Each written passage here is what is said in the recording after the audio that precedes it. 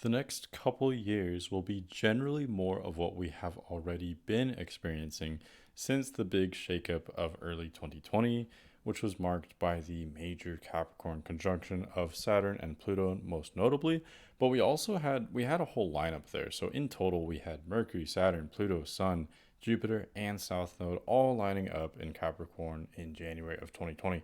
So that began an era, a mini era, a larger era, but we're very much experiencing the themes of what began then, and we're all aware of what sort of began around that time, but we're all just embedded in energies that began then, and that will continue until 2023, and then 2023 and 2024 are an ending phase. They're a huge meltdown, and this is marked by Saturn joining Neptune in Pisces. So it's very much an ending phase.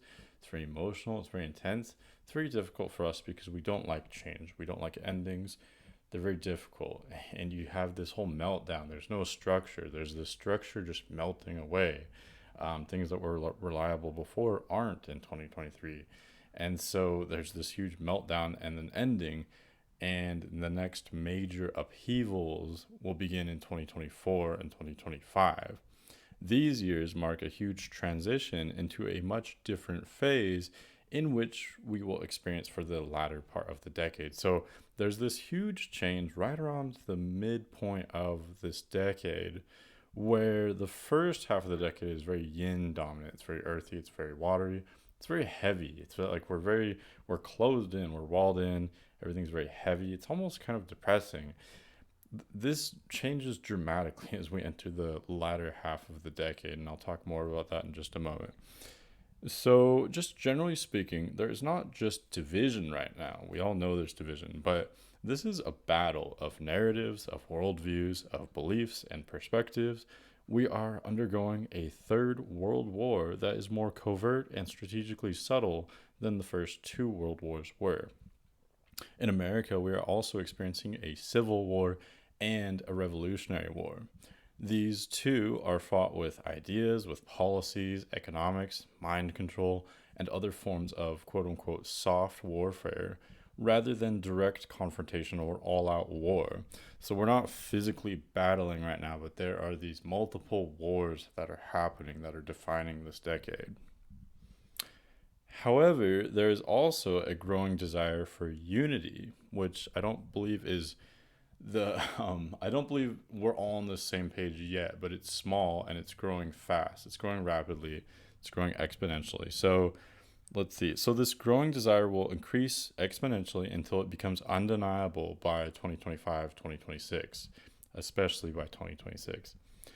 And this is marked by, let's see here. This is marked by Saturn conjoining Neptune and entering Aries simultaneously. So this happens in February of 2026, where both Saturn and Neptune enter Aries almost at the same exact moment. It's extremely bizarre. So there's this huge new beginning where we all actually become together. There's some kind of crisis that unites us right around early 2026.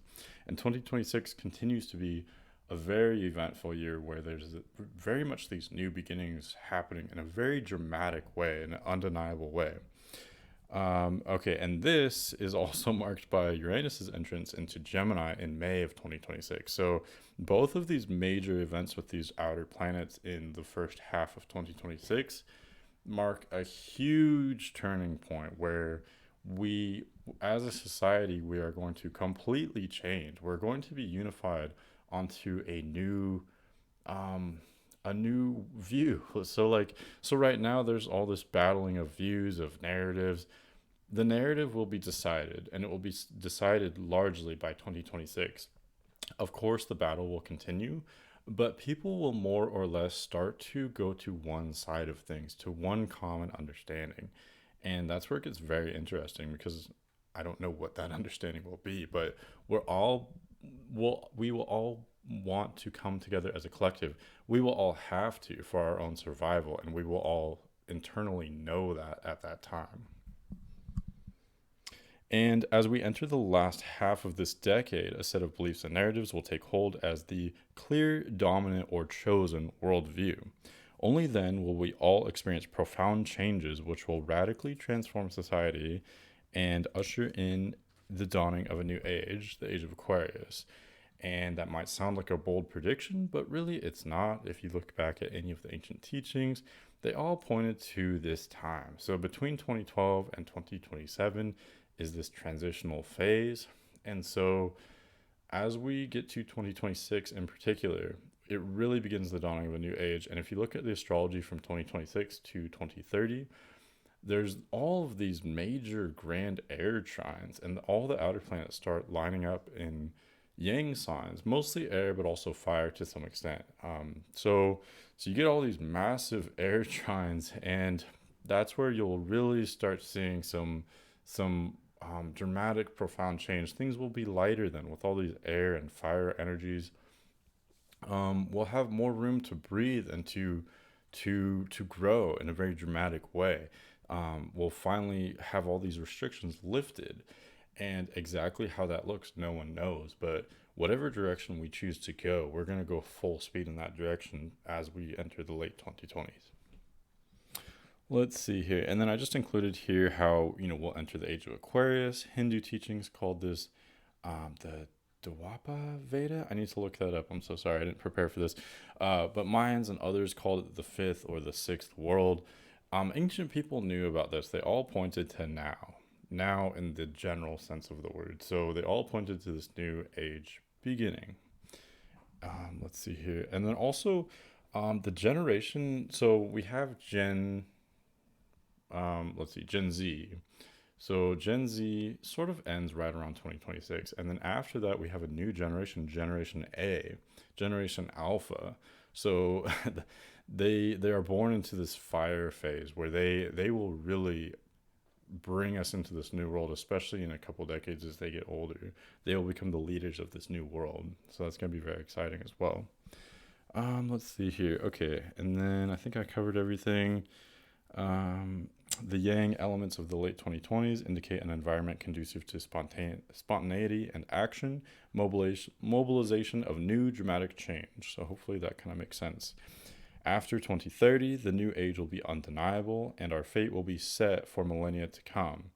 Freedom and truth, or ignorance and slavery, will have reigned supreme to the extent of being unremovable from their throne, if you will, for the next era of the human story. In other words, whatever wins, whether it's good or evil, which I think good will prevail. I think truth and freedom and goodness will definitely win. That's my personal belief. But whatever becomes the mold or becomes set as the world believes, as the human, whatever the human psyche chooses, it's a semi-permanent choice. It's something that we will stay in for millennia. And that's why this is so important. That's why these battles are happening now, because there are many forces and people and souls that all have different ideas of what they'd like the next era to be. And so that's a lot of what this chaos is unfolding right now. But yeah, so hopefully that's interesting for you. Just let me know what you think. As always, you can leave me a suggestion. You can leave a comment below or email me at manic.mercurian@gmail.com. Thanks for watching. See you later.